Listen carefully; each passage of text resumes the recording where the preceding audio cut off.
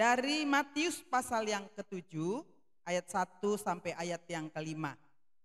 Matius pasal yang ke-7 ayat 1 sampai ayat yang ke-5. Kita akan baca bergantian. Saya akan baca judul perikop dan ayat 1. Ibu-ibu baca ayat 2, kita bergantian. Di ayat yang ke-5 kita nanti akan baca bersama-sama. Matius pasal yang ke-7 ayat 1 sampai ayat yang ke-5. Hal menghakimi. Jangan kamu menghakimi supaya kamu tidak dihakimi.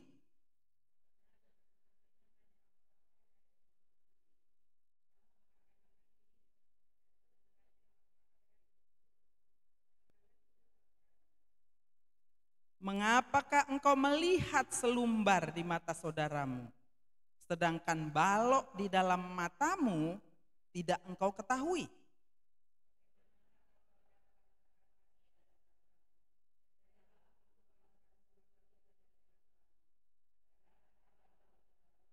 Sama-sama.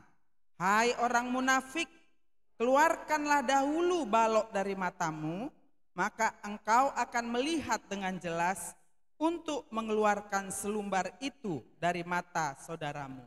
Sampai sejauh itu bagian firman Tuhan yang akan kita renungkan bersama-sama dengan tema selumbar dan balok di mata. Saudara-saudara, ibu-ibu yang dikasih oleh Tuhan, khotbah di bukit ini merupakan salah satu ajaran paling terkenal yang disampaikan langsung oleh Tuhan Yesus. Kalau kita baca dari pasal 5 sampai pasal yang ke-7. Khotbahnya itu mencakup berbagai prinsip. Baik itu tentang spiritual maupun tentang moral. Jadi kalau kita perhatikan pasal 5 dari mulai ayat 1, berbahagialah, berbahagialah, itu lebih kepada spiritual kita. Tapi yang selanjutnya nanti kita perhatikan itu berbicara tentang moral. Bagaimana seharusnya orang-orang yang mau menjadi pengikut Yesus harus bisa memiliki kehidupan moral yang semakin hari semakin lebih baik tentunya. Kalau kita menyatakan bahwa kita ini adalah anak Tuhan. Beda kalau kita bukan anak Tuhan. Dibalik. Kalau dibalik jadi apa ya? Anak hantu ya. Jadi enggak seperti itu ya. Dan tujuan khotbah di bukit ini supaya semua yang menyatakan menjadi pengikut Kristus, yang semua yang menyatakan percaya kepada Kristus, yang semua yang menyatakan dirinya bahwa dia adalah orang-orang yang sudah ditebus oleh Kristus, ahli waris kerajaan sorga, dia belajar hidup berkenan kepada Allah. Itu sebabnya dalam perjalanan hidup ini sebetulnya ada perlombaan yang setiap hari harus kita ikuti. Baik itu perlombaan-perlombaan di dalam mendalami firman Tuhan ini maupun perlombaan-perlombaan di dalam melakukan perubahan-perubahan karakter, perubahan-perubahan kebiasaan, perubahan-perubahan dari kehidupan kita yang lama tidak lagi bisa sesuai, tidak bisa lagi serupa dengan kehidupan yang baru. Jadi khotbah di bukit ini Yesus mau membukakan pola pikir masyarakat yang pada waktu itu hadir, membukakan pola pikir para ahli-ahli Taurat, membukakan pola pikir orang-orang Farisi, termasuk membukakan pola pikir para murid yang waktu itu juga hadir di sana. Supaya mereka bisa hidup benar. Matius pasal 5 ayat ke-20 dikatakan seperti ini. Maka aku berkata kepadamu, itu terhadap semua orang yang hadir tentunya. Orang yang hadir saya tadi udah bilang kategorinya, ada masyarakat umum, ahli Taurat, orang Farisi, kemudian para murid. Maka aku berkata kepadamu, jika hidup keagamaanmu tidak lebih benar daripada hidup keagamaan ahli-ahli Taurat dan orang-orang Farisi, sesungguhnya kamu tidak akan masuk ke dalam kerajaan surga. Ada tuntutan yang lebih dari kita yang menamakan diri orang yang percaya milik Kristus ini. Dari orang yang menyatakan percaya tapi belum menjadi milik Kristus. Bisa ya? Karena kalau kita bilang orang Kristen tidak percaya kepada Kristus, marah mereka. Ya. Tapi di sini ada tuntutan, maka aku berkata, jika hidup keagamaanmu tidak lebih benar daripada hidup keagamaan ahli-ahli Taurat dan orang-orang Farisi yang kebanyakan kehidupannya munafik, sama seperti ayat 5 yang kita baca tadi. Jadi harus ada perbedaannya hidup kita ini dengan orang-orang yang menyatakan percaya tapi belum ada di dalam Kristus. Dalam kesan pendengar di ayat terakhir pasal 7 itu, ayat 28 sampai 29 dikatakan, dan setelah Yesus mengakhiri perkataan ini, khotbah di bukit tadi, takjublah orang banyak itu mendengar pengajarannya, sebab ia mengajar mereka sebagai orang yang berkuasa, tidak seperti ahli-ahli Taurat mereka. Takjublah orang banyak. Jadi memang kategori seperti yang saya katakan tadi, yang hadir di situ ada banyak dari latar belakang. Dari 15 judul perikop, kalau kita baca khotbah di bukit ini ada 15 judul perikopnya. Dari pasal 5 sampai pasal 7. Ya. Dari 15 judul perikop khotbah di bukit ini, salah satunya itu tentang apa? Hal menghakimi yang menjadi bahan renungan kita bersama. Perumpamaan tentang selumbar dan balok ini. Untuk apa sih ini ya, perumpamaan ini ya? Ya, jadi perumpamaan ini dimaksudkan untuk apa? Untuk mengecam kebiasaan orang mencela orang lain. Terlalu biasa. Pada zaman Yesus itu pun sudah seperti itu kondisi kehidupan orang. Termasuklah orang yang dinyatakan ahli agama. Terlalu sering mengecam itu bagian kebiasaan. Dan itu dikecam sedemikian juga oleh Yesus, ditegur oleh Yesus. Nanti kita lihat selanjutnya. Lebih sering kita mencela kesalahan orang lain dan mengabaikan apa? Kesalahan diri sendiri. Selumbar itu apa sih? Selumbar itu cuma serpihan. Serpihan kalau misalnya mengetam, itu kan ada yang terbang-terbang ya. Terbang yang kecil-kecil, itulah serpihan. Kalau balok itu kayu besarnya. Jadi kan agak berbeda jauh ini ya.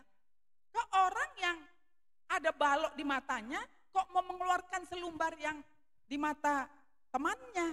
Kayaknya sangat gak mungkin. Orang yang mungkin kesalahannya kecil sekali.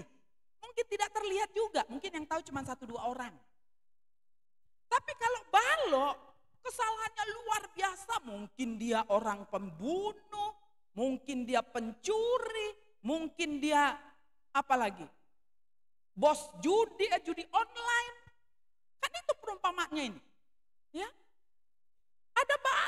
Ada balok potongan kayu yang besar. Itu kan berbicara tentang kesalahan atau dosa yang sangat mencolok. Kalaupun misalnya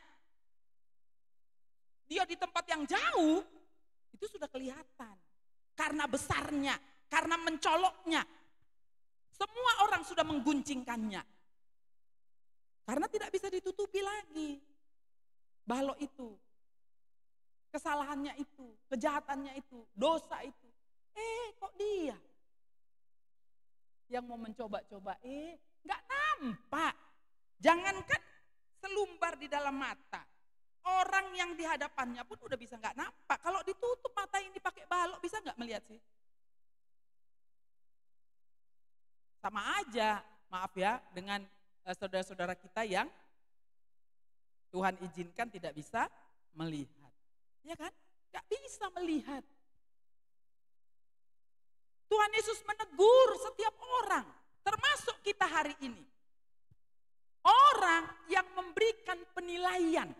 Dan bukan hanya memberikan penilaian, tapi berusaha memperbaiki orang lain. Sementara dirinya sendiri punya kesalahan, dosa, kejahatan yang begitu besar. Yesus menegur. Itu kebiasaan-kebiasaan yang terjadi dan saudara-saudara yang dikasih, ibu-ibu yang dikasih oleh Tuhan, itu juga yang terjadi pada masyarakat umum. Maunya masyarakat umum lah ya, jangan kita lagi ya. Kalau kita kan sedih kali ya, masa sih orang-orang yang sudah diselamatkan. Dan yang mengerikan lagi kadang-kadang kita bilang kita udah anak Tuhan, pelayan Tuhan, hamba Tuhan, bahkan melayani. Mau juga kita, oh itu dulu seperti ini tuh orangnya itu. Begini, begitu, begono dan segala macam. Dulu, itu sudah selesai. Sekarang kan dia udah ketemu Tuhan Yesus. Masa sih kita lebih hebat dari Tuhan Yesus? Tuhan Yesus tidak mengingat-ingat lagi semua dosanya, kesalahannya, perbuatan jeleknya, apapun itu bentuknya. Sudah diselesaikan. Kok malah kita pandai-pandaian? Lebih hebat kita dari Tuhan Yesus ya? Dulu memang betul ketika dia belum bertemu dengan juru selamatnya. Jadi hati-hati ibu-ibu. Ya. Kalau masih kita melakukan seperti itu, minta ampun sama Tuhan. Kemarin di gereja diingatkan lagi, udah lama kali kita nggak mendengar lagu itu. Ada Ibu Mesri Pau tapi dia di kelas sekolah minggu. Bila iblis tunjukkan dosaku kata, ya tetapi tersalib sudah. Udah tersalib. Kok kita pula yang membongkar bangkir? Oh dulu Bu Leni itu belum jadi hamba Tuhan begini tuh hidupnya itu. Oh di sana dia begini begitu. Dulu sebelum dia ketemu sama juru selamat pribadinya. Dia sudah merdabu-dabu. Dia sudah menyelesaikan perkara dosanya. Kok malah kita yang membongkar bangkir? Ibu-ibu yang dikasih Tuhan kayaknya kita lebih hebat ya dari Tuhan Yesus ya. Lebih hebat gak sih? Aku tidak mengingat-ingat lagi kata Tuhan. Makanya kalau kita orang percaya, kalau kita berdoa minta ampun sama Tuhan, bukan dosa semalam lagi. Bukan dosa minggu lalu lagi. Bukan dosa bulan lalu lagi. Tapi dosa hari ini. Di mana kita lemah, di mana kita jatuh, di mana kita tidak taat. Itu yang kita minta ampun sama Tuhan. Tuhan Yesus ampunilah semua dosa-dosaku. Yang mana? Emang belum tersalib? Kalau belum tersalib, ayo datang sama hamba-hamba Tuhan supaya ditolong untuk bisa menyelesaikannya. Jadi ibu-ibu yang dikasih oleh Tuhan, sulit sekali kita melihat kesalahan diri sendiri. Tapi sangat mudah melihat kesalahan orang lain dan menghakiminya. Tadi lagu penyembahan kita itu ya. Siapa yang menilai kita? Ya kan? Kalau mau kenal diri kita dan kita ditolong oleh Tuhan menilai diri kita, itu lewat apa? Lewat firman Tuhan. Ini loh kau anakku Betty, kau masih lemah kau di sini. Kan gitu. Tapi kalau kita pun tidak mencintai surat cinta Tuhan Yesus ini untuk kita, kapan kita mau melakukan perubahan-perubahan itu?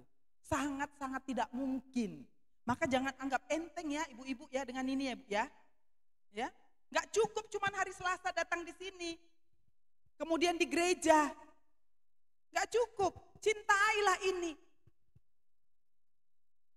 Bahasa Yunani menghakimi itu krino, ya, dalam bentuk kata kerja. Apa itu artinya? Mengkritik, mengecam, menilai. Dengan kata lain, menghakimi adalah suatu perbuatan, suatu tindakan yang dilakukan dengan sengaja. Bayangkanlah itu kalau dengan sengaja. Kita kadang-kadang mau juga Tuhan, ampunlah aku tadi aku nggak sengaja. Padahal nggak tahu juga sengaja atau nggak sengaja kan gitu ya. Masa sih nggak sengaja? Kan kita punya kepekaan. Tapi mungkin juga karena terpancing agak menimpali, tapi dia sadar, duh Tuhan ampuni aku. Kemudian dibelokkan lagi untuk tidak melanjutkan. Tapi ini suatu perbuatan tindakan yang dilakukan dengan sengaja untuk apa? Untuk mengkritik dan mengecam orang lain. Gimana lah ya? Kita tadi menyembah Tuhan. Ya kan? Nanti pulang dari ibadah ini, masih kelihatan gak sikap menyembah Tuhan? Jangan seperti apa yang dikatakan oleh Yakobus. Dari mulut yang satu keluar penyembahan kepada Allah. Tapi dari mulut yang satu ini juga keluar makian, pengecaman, menjelekkan orang, menghakimi, menuduh, apalagi. Kadang-kadang kita untuk hal-hal yang yang seperti ini kita lupa gitu ya. Bahwa ini harus diperjuangkan untuk kita bisa menang. Jangan lupa ibu-ibu Roma 12 ayat 1 sampai 2 itu. Persembahkanlah tubuhmu sebagai persembahan yang hidup, yang kudus dan yang berkenan kepada Allah. Itulah ibadahmu yang sejati. Bukan waktu kita ibadah Maria ini, bukan hanya waktu kita ibadah pagi, bukan hanya waktu ibadah di gereja. Persembahkan ketika kita mempersembahkan tubuh kita sebagai persembahan yang hidup. Persembahan hidup itu maksudnya di dalam semua aktivitas kita. Hidup itu kan artinya bergerak, bekerja, beraktivitas, kan itu maksudnya.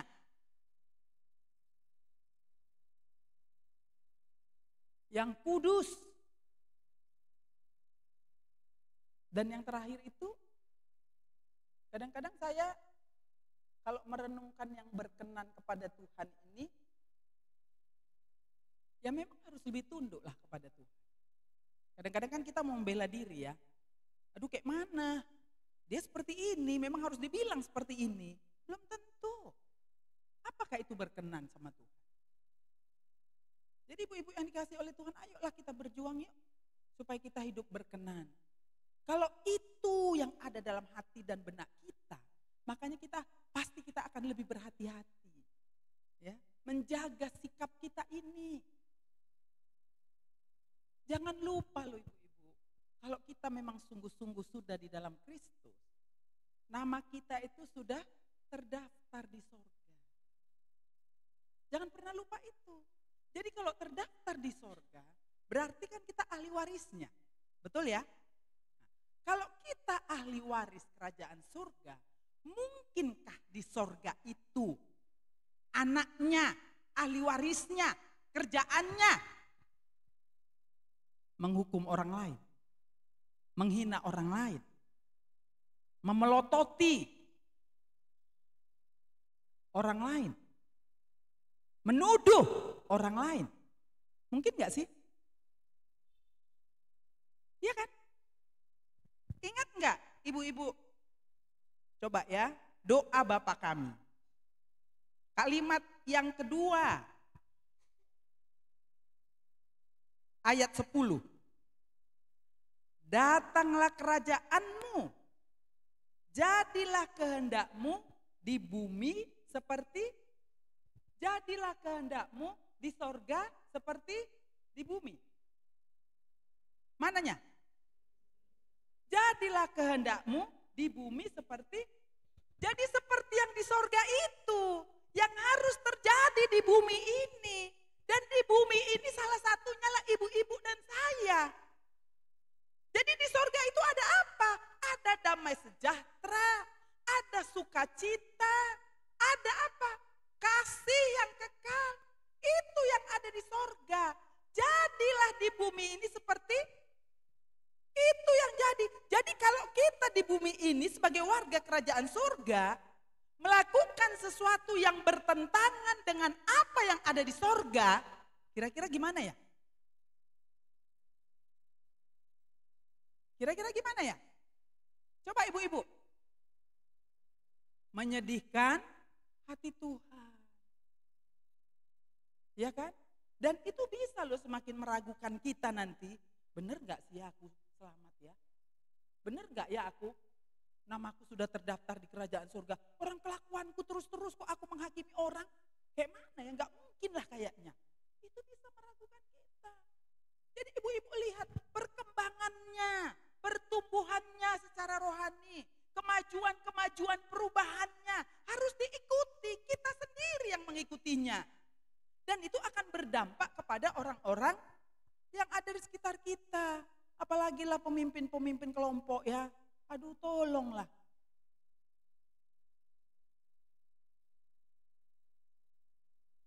Harus bisa menunjukkan. Harus bisa mengajar apa yang kita ajarkan itu kita dulu gurunya yang harus berjuang untuk melakukannya.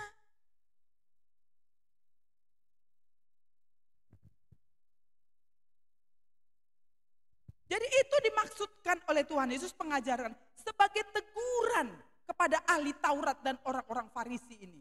Orang-orang ahli Taurat dan orang-orang Farisi ini kan sangat kaku ya dalam konsep-konsep pengajarannya. Termasuk juga sebetulnya gereja-gereja kita. Ya kan? Terlalu kaku. Makanya kalau misalnya kita pergi ke persekutuan, udah mulailah di gereja. Persekutuan-persekutuan ini apa itu yang diajari di sana? Itulah karena kakunya. Padahal mereka menyatakan itu pun sebenarnya karena mereka belum menikmati kebenaran itu. Jadi mereka itu udah terkonsep dengan pola pengajaran gereja. Sudah terkonsep dengan semua aturan dan peraturan gereja.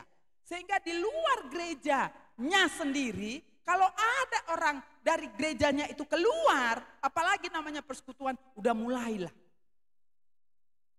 Ya.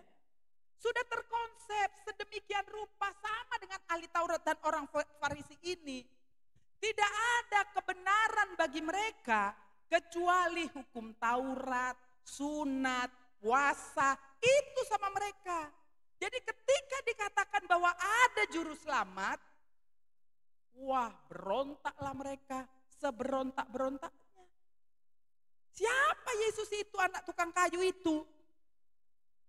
Kenapa orang lain kok jadi percaya sama dia? Jadi ajaran mereka itu sangat kaku, keras, sok berkuasa, angkuh. Ketika mereka mengutuk orang lain. Kadang-kadang tanpa kita sadari pun ya gereja-gereja kita itu termasuk bagian dari kesombongan kan. Kayaknya sepertinya mereka udah tahu kali semua. Nanti pertanyaan ibu-ibu lah. Yang menjadi anggota jemaat gereja di mana ibu-ibu sekarang jadi anggota jemaat. Setelah belajar firman Tuhan dengan lebih baik, semakin terbuka enggak pengertiannya? Iya kan? Jadi terlalu kaku, terlalu dibungkus dengan semua aturan dan peraturan yang begitu ketat. Tidak memperbolehkan anggota jemaatnya untuk belajar. Itu dilakukan oleh orang-orang yang angkuh, sok berkuasa, sombong. Dan yang suka membenarkan dirinya sendiri. Di luar gerejanya tidak ada yang benar. Sedih kan? Jadi makanya ibu-ibu, kalau kita udah belajar lebih baik firman Tuhan, tentu kehadiran kita di gereja kan harusnya kan membawa sesuatu yang baru lah. Membawa kesaksian yang baru. Membawa rasa kasih yang baru. Semakin ramah, bisa mengampuni, bisa menerima kalaupun dia sudah menyakiti hati kita. Kalau kita sama mereka, kira-kira aduh gemesnya gitu ya. Apa sih persamaan kita dengan mereka? Kalau kita samanya sama mereka, ngapain capek-capek belajar di sini? Gak usah lah. Berpuluh tahun belajar, masih sama kita dengan mereka. Yang mata rohaninya belum dibukakan. Gimana itu? Cobalah. Jadi satu anugerah bagi kita, ada lembaga seperti ini, tempat kita belajar. Kan gak dipungut bayaran les 1 bulan berapa ya? Dipungut gak sih Ibu Dewi? Les di Persekutuan Ibu Maria 1 bulan 100.000 aja gak dipungut kan Bu? Gratis. gratis loh. Nah, coba bayangkan. Bukankah itu bagian dari kasih dan kemurahan Tuhan? Ibu-ibu dibawa ke sini, oh Tuhan rupanya terima kasih Tuhan. Maka sebagai anggota jemaat gereja yang dikasih Tuhan belajar di sini, maka saya akan membawa sesuatu yang baru. Paling tidak, kalau bukan bicara tentang pengajaran, paling tidak membawa apa? Sikap yang baru, karakter yang baru, perubahan-perubahan yang baru. Kan harusnya begitu ya, atau saya yang salah?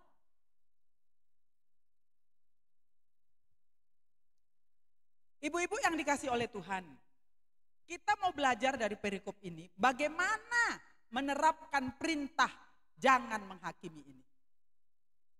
Yang pertama, saya langsung ambil dari ayat satunya itu ya. Yang pertama ayat 1 sampai 2, tapi saya langsung ambil kesimpulannya itu dari ayat 1. Jangan menghakimi supaya tidak dihakimi. Itu yang pertama. Supaya kita bisa menerapkan. Biasanya apa yang kita lakukan untuk menyakiti orang lain ada waktunya juga.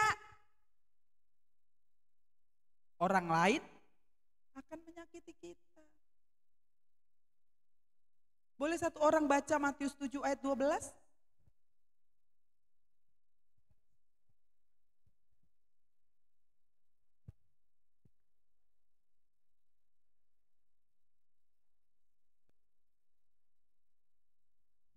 Ibu-ibu, kita mau gak dihakimi orang lain? Kita mau gak dijelek-jelekkan orang lain? Lalu apa kata ayat ini? Segala sesuatu yang kamu kehendaki supaya orang perbuat kepadamu. Apa yang kita inginkan diperbuat orang lain kepada kita? Kasih kan? Kebaikan. Kan gitu ya? Perhatian. Apa ini? Kemurahan. Pastilah kita rindu yang baik-baik yang diperbuat orang lain kepada kita. Kalau itu yang kita mau minta, ya kita buatlah juga gitu kepada mereka. Karena mereka pun merindukan itu. Jangan kita minta orang lain berbuat yang baik dan yang benar kepada kita. Tapi kita melakukan yang jahat kepada orang lain. Ini peringatan, segala sesuatu yang kamu kehendaki supaya orang perbuat kepada, perbuatlah demikian juga kepada mereka. Ini sebenarnya masih, kalau apa namanya, ini lebih ke konteks anak-anak Tuhan sebetulnya harusnya ini. Tapi kalau konteks orang yang belum di dalam Tuhan, kan sebenarnya kita harus lebih luas hatinya. Karena ketika kita melakukan apa yang benar, apa yang baik kepada orang lain, belum tentu orang yang belum di dalam Tuhan itu melakukan hal yang sama. Betul kan? Iya. Jadi kitanya yang harus lebih meluaskan hati kita ini untuk bisa menerima orang lain apa adanya. Tapi kalau kita udah satu jemaat, kalau kita sudah ada dalam persekutuan seperti ini, masih juga mengharapkan apa yang baik dari orang lain, tapi kita melakukan yang jahat kepada mereka. Di mana ya persamaannya ya? Persamaannya di mana ya? Betul, bisa saja mungkin sudah sama-sama di dalam Tuhan. Perbedaannya di mana? Kelambanan untuk bertumbuh. Ya. Kalau lamban bertumbuh berarti tidak dewasa. Masa udah berpuluh-puluh tahun ya kan? Pernah nggak sih ibu-ibu duduk sendiri gitu ya? Ambil waktu teduh lah. Kalau istilah saya biasanya seperti itu. Ambil waktu teduh di hadapan Tuhan. Ya. Pilihlah 1-2 pujian. 1-2 pujian. Ambil waktu teduh, ambil 1-2 pujian. Bernyanyilah, bernyanyilah, bernyanyilah dengan pujian itu. Kemudian baca 1-2 ayat firman Tuhan. Kemudian merenunglah. Sudah sejauh mana kita maju bertumbuh di dalam Tuhan.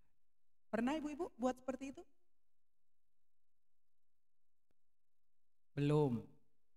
Kalau belum, buat. Ya. Jangan lebih banyak waktu kita ini mondar-mandir kalau di luar. Jangan lebih banyak waktu kita ini terbuang dengan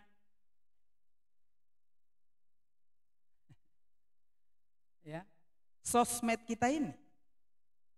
Sekali lagi saya tidak melarang. Tapi jangan sampai kita abaikan. Kita dari diri kita sendiri harus ada kerinduan untuk melakukan upaya-upaya. Bagaimana Tuhan supaya saya maju di dalam tuntutan perubahan ini tadi. Jadi kita sendiri harus ada upaya. Tuhan, aku masih jauh kali Tuhan. Aku masih seperti ini padahal aku udah kelompok kecil. Aku udah pemimpin kelompok kecil, aku udah melayani. Aku udah ini, udah itu. Tapi kok aku masih jauh kali Tuhan dari tuntutan kebenaran firman-Mu. Saya selalu ingatkan di kelompok-kelompok KTB pun saya selalu ingatkan ya. Ingat loh, standar nilai yang diberikan Kristus kepada kita luar biasa tingginya. Apa standar nilai yang diberikan Kristus kepada kita? Menjadi serupa dengan Kristus.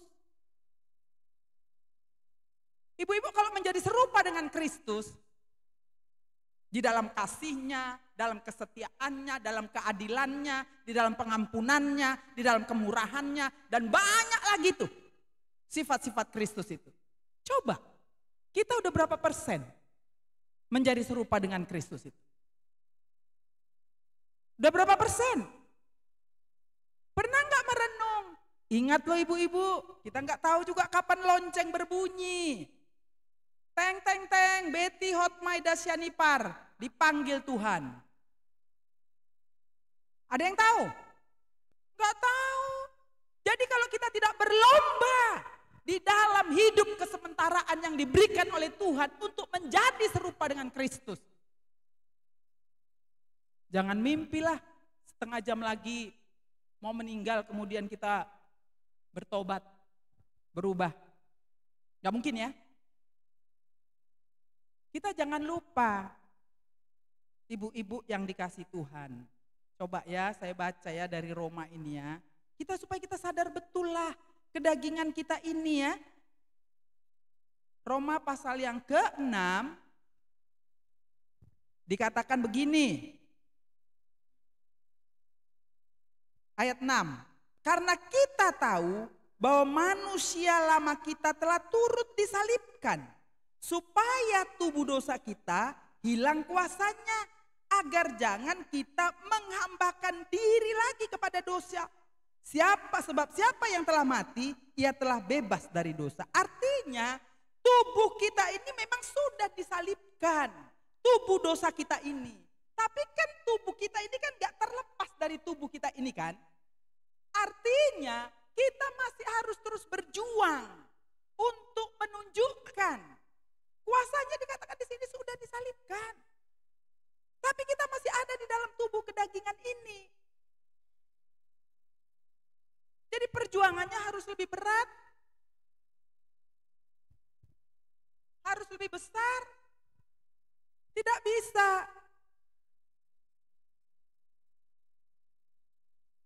main-main. Tidak bisa merasa, aku gak pernah absen kok di Ibu Maria. Aku gak pernah absen kok di gereja. Gak ada juga itu hubungannya. Hubungannya adalah ketika kita melakukan tuntutan firman Tuhan. Mentaati dengan penuh kesungguhan dan kesetiaan. Yang kedua, dari ayat 3 sampai ayat 4.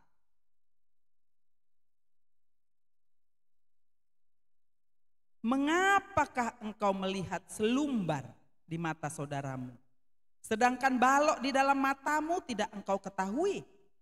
Bagaimanakah engkau dapat berkata kepada saudaramu, biarlah aku mengeluarkan selumbar itu dari matamu, padahal ada balok di dalam mata.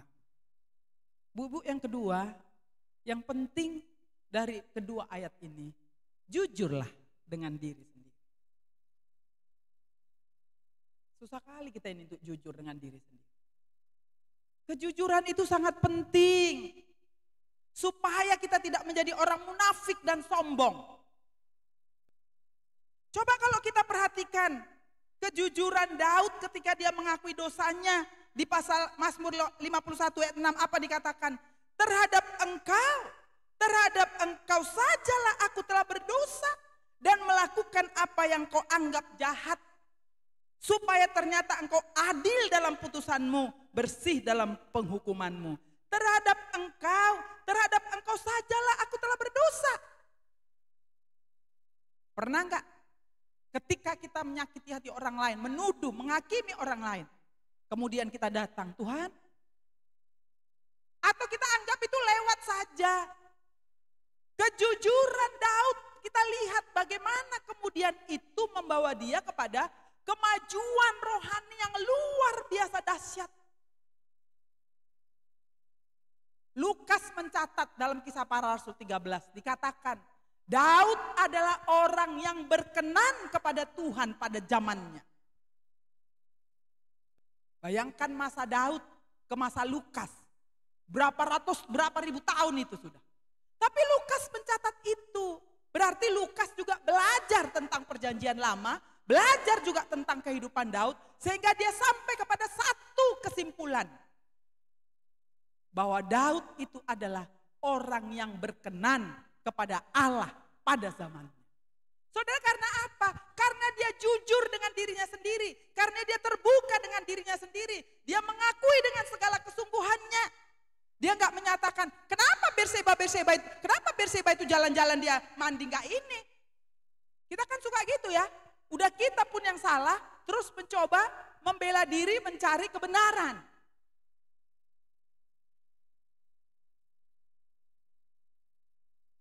Kemudian apa yang dikatakan oleh Paulus dalam 1 Timotius pasal 12?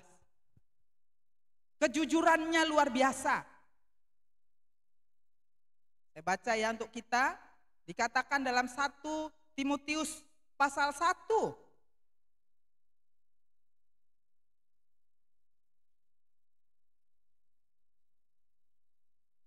Ayat yang ke-12. Mulai ayat 13 lah ya, 13 aja sampai ayat yang ke-15. Aku yang tadinya seorang penghujat dan seorang penganiaya dan seorang ganas, tetapi aku telah dikasihinya karena semuanya itu telah kulakukan tanpa pengetahuan, yaitu di luar iman. Malah kasih karunia Tuhan kita itu telah dikaruniakan dengan limpahnya kepadaku dengan iman dan kasih dalam Kristus Yesus. Ini ayat 15. Perkataan ini benar dan patut diterima sepenuhnya. Kristus Yesus datang ke dunia untuk menyelamatkan orang berdosa. Apa kata Paulus? Di antara mereka. Pernah kita gitu enggak? Ya? Dalam evaluasi pelayanan pun kita masih tetap bertekad untuk menyatakan, aku enggak salah. Tapi apa kata Paulus dengan kejujurannya? Di antara semua orang yang berdosa, akulah yang paling berdosa. Ibu-ibu yang dikasihi oleh Tuhan, kejujuran kepada Tuhan, keterbukaan kepada Tuhan, itu akan membawa kita maju melesat. Di dalam pertumbuhan kerohanian kita. Seringkali kita nggak jujur dengan diri sendiri. Kalau kita nggak jujur dengan Tuhan, nggak mungkin kita jujur dengan diri sendiri. Apalagi dengan orang lain, sudah sangat tidak mungkin lagi tidak jujurnya. Jadi yang nomor satu itu jujur kepada Tuhan.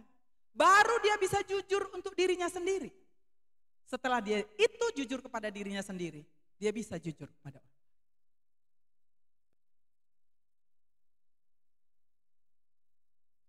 Apakah kita itu sebagai pelayan mungkin banyak kelambanan kita untuk mengerjakan pelayanan?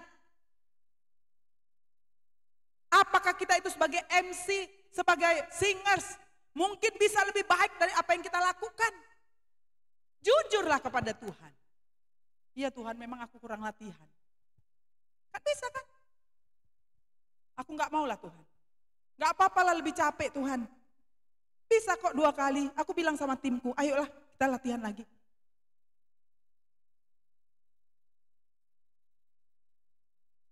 Kita kurang kerendahan hati. Ya. Kejujuran itu sangat penting bagi kita. Bagaimana kita bisa melihat selumbar di mata orang, sementara mata kita itu tertutup tadi sama balok, sangat tidak mungkin. Itulah sifat manusia, selalu membenarkan diri dan menyalahkan orang lain. Yang sekali lagi saya ingatkan, seharusnya itu tidak lagi ada di dalam kehidupan orang-orang percaya. Nggak ada lagi harusnya. Jadi jujurlah dengan diri sendiri, meskipun tidak mudah. Tapi keintiman kita, keakraban kita dengan ini, itu akan membuat kita semakin mengenal diri kita sendiri. Itu akan semakin menolong kita memahami Tuhan, aku masih jauh dari yang Tuhan harapkan. Aku masih jauh Tuhan dari yang Tuhan targetkan. Aku masih jauh Tuhan dari apa yang Tuhan inginkan.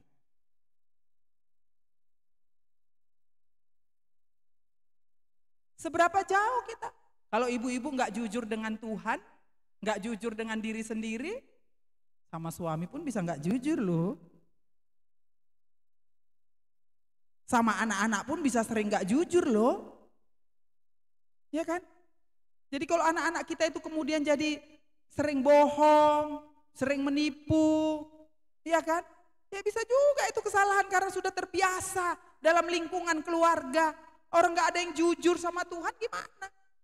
Padahal kalau jujur itu kan hanya membutuhkan apa? Membutuhkan kemudian kita bisa menjelaskan dengan baik. Kan gitu kan? Iya nak, seperti ini. Tapi begini kan gitu kan? Tinggal menjelaskan. Tapi orang tua ini dengan sosmednya udah gak punya kesempatan lagi untuk mendidik anaknya secara rohani. Ya udahlah nantilah. Asik sibuk, dia sibuk. Itu bukan lagi lah tipe anak-anak Tuhan ya. Bukan tipe ibu-ibu anak Tuhan lah yang seperti itu. Ada waktunya. Janganlah setiap waktu terus. Katanya mau maju di dalam Tuhan. Jujur dengan diri sendiri. Ibu-ibu udah jujur dengan penghasilannya sama Tuhan. Ya kan? Ibu-ibu udah jujur ketika memberi sama Tuhan. Ibu-ibu udah jujur. Seakan-akan Tuhan gak tahu ya kan gitu ya. Kalau lembaga pelayanan gereja bisa aja gak tahu. Kan gitu ya. Tapi Tuhan bisa gak tahu? Gak tahu lah. Ya pastilah dia tahu. Dari hatimu pun dia udah tahu. Siapa contohnya siapa? Kisah Rasul 5 siapa contohnya? Ananias dan Safira. Sok-sokan ya kan? Ada yang bilang, betul gak itu sih langsung mati katanya. Kayaknya itu cuma cerita aja, fenomena itu. Gak betul itu mati langsung.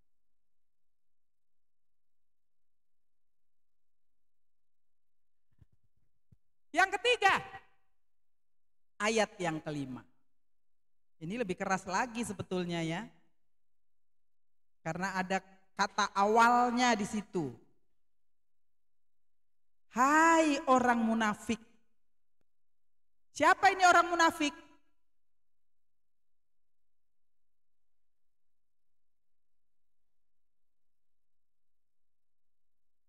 Ini yang munafik ini cuman ahli Taurat, orang Farisi, murid-murid, masyarakat umum. Kalau sekarang ini kita baca hai orang munafik. Siapa kira-kira yang munafik ya?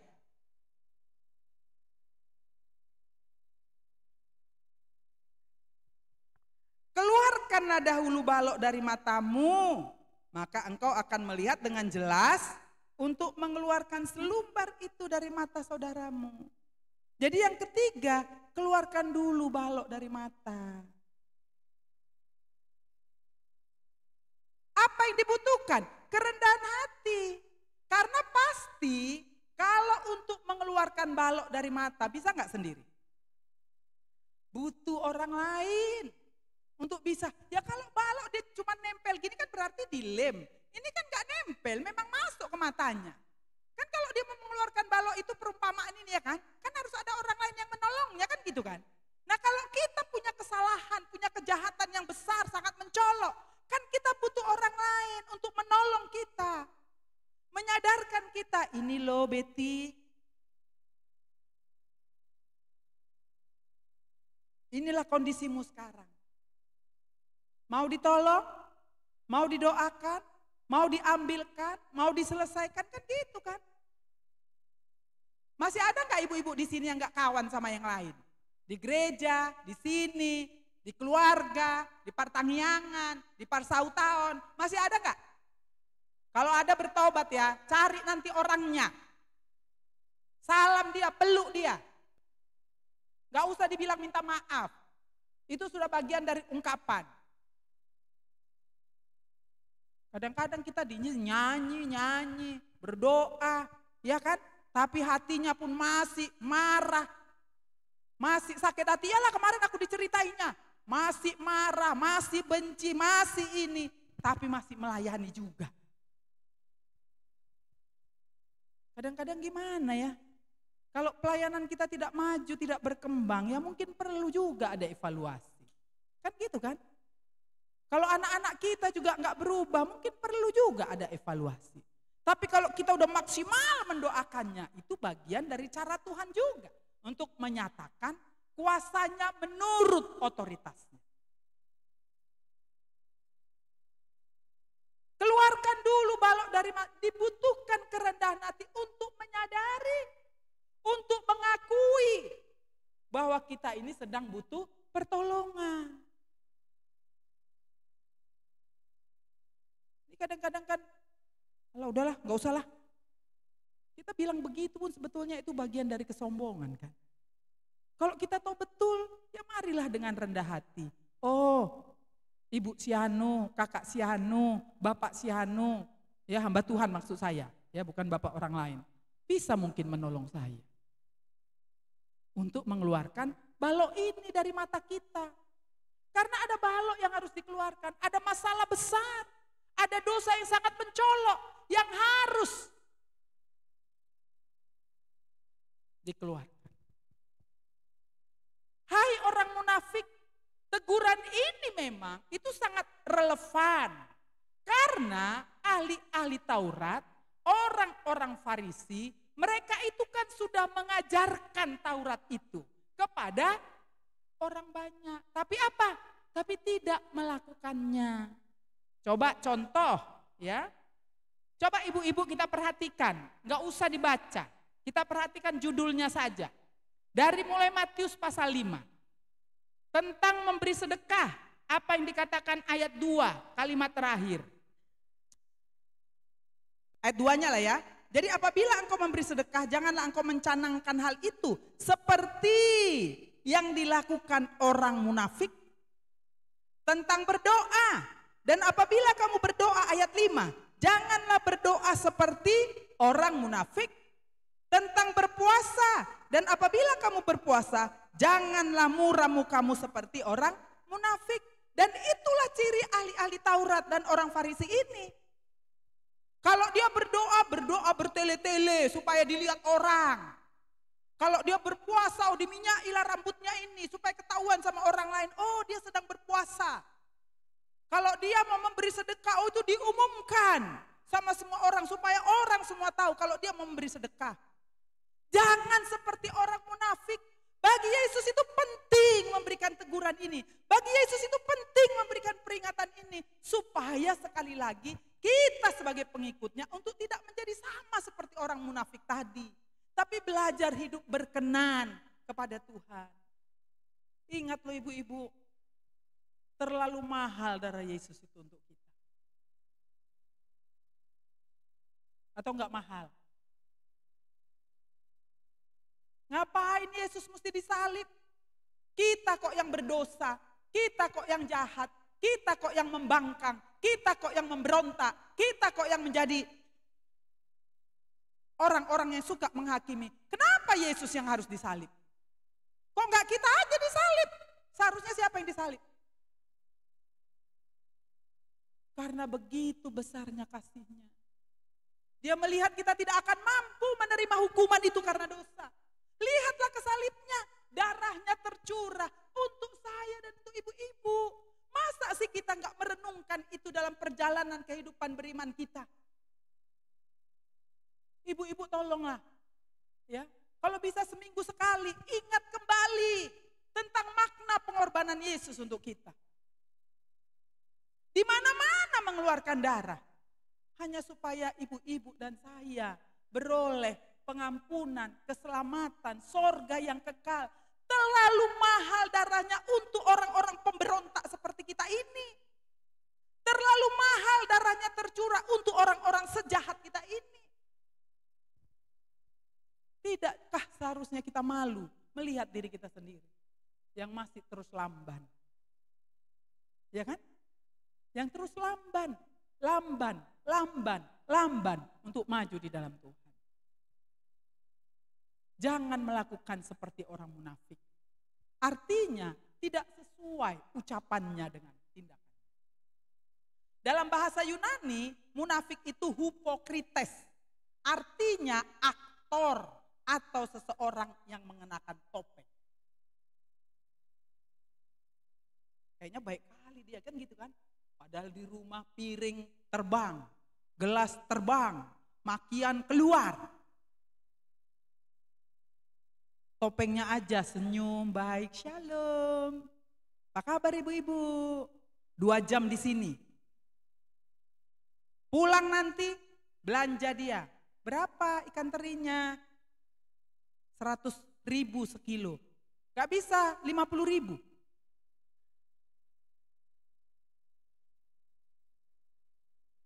Allah ibu ini pelit kali. Padahal di sini dia 2 jam.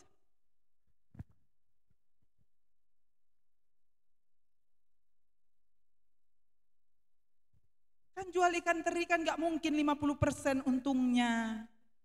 Menawar yang sewajarnya. Kalau tidak cari informasi dulu supaya kemudian kita tidak terjatuh dalam cara-cara kita berbicara. Kan gitu ya. Cuman topengnya aja ibadah rajin, berdoa bisa, gak pernah absen. Wah, topengnya luar biasa. Waktu dia sendiri jalan sama teman dekatnya, mulailah dia.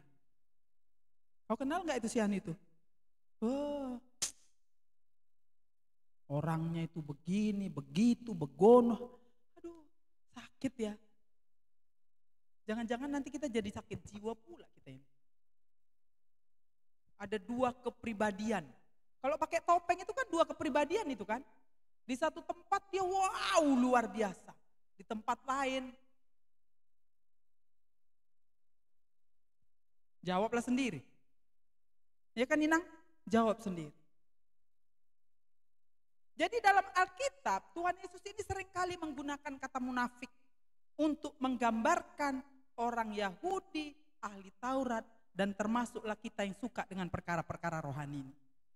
Kan gambarannya kalau orang Yahudi sama ahli Taurat itu kan, orang Farisi kan tadi kan, suka dengan perkara rohani, tapi tidak melakukannya. Jadi kita jangan suka kepada perkara-perkara rohani, tapi tidak melakukannya. Kalau kita tidak melakukannya, bahwa kita itu ahli Taurat itu, kita lah ahli Farisi itu, orang-orang Farisi itu.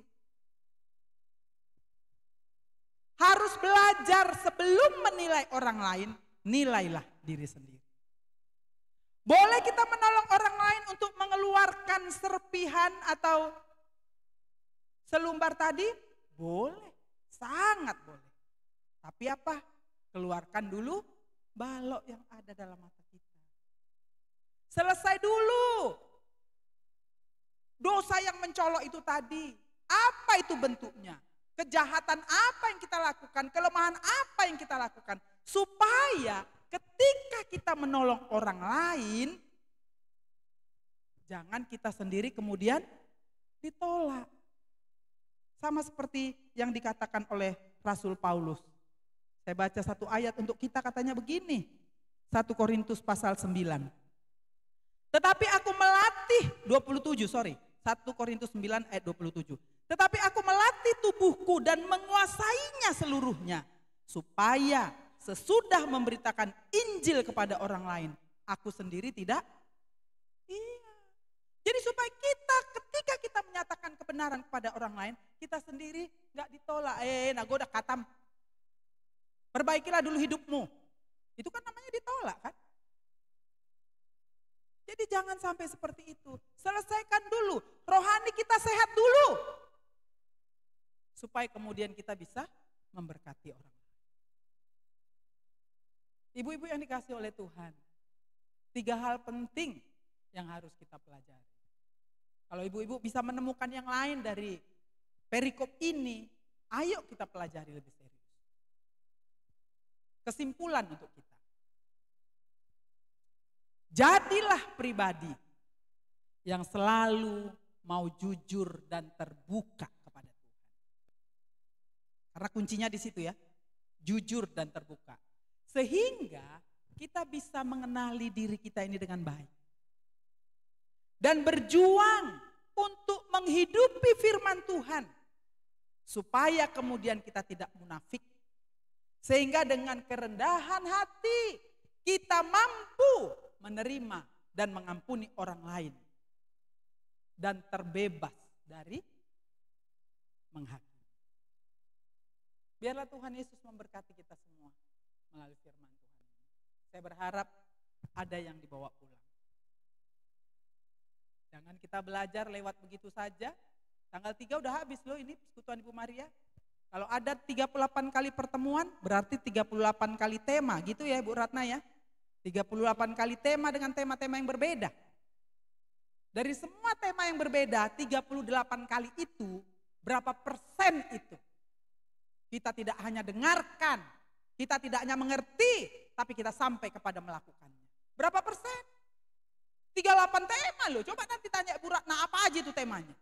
Belajar banyak kali kita ini belajar tentang apa itu? Studi karakter perempuan. Saya 2 ya menyampaikannya. Apa yang bisa kita dapat dari situ? Masuk tahun 2025 loh ibu-ibu yang dikasih Tuhan. Hanya tinggal berapa? Sebulan lebih lagi. Tanggal 3 udah selesai di sini.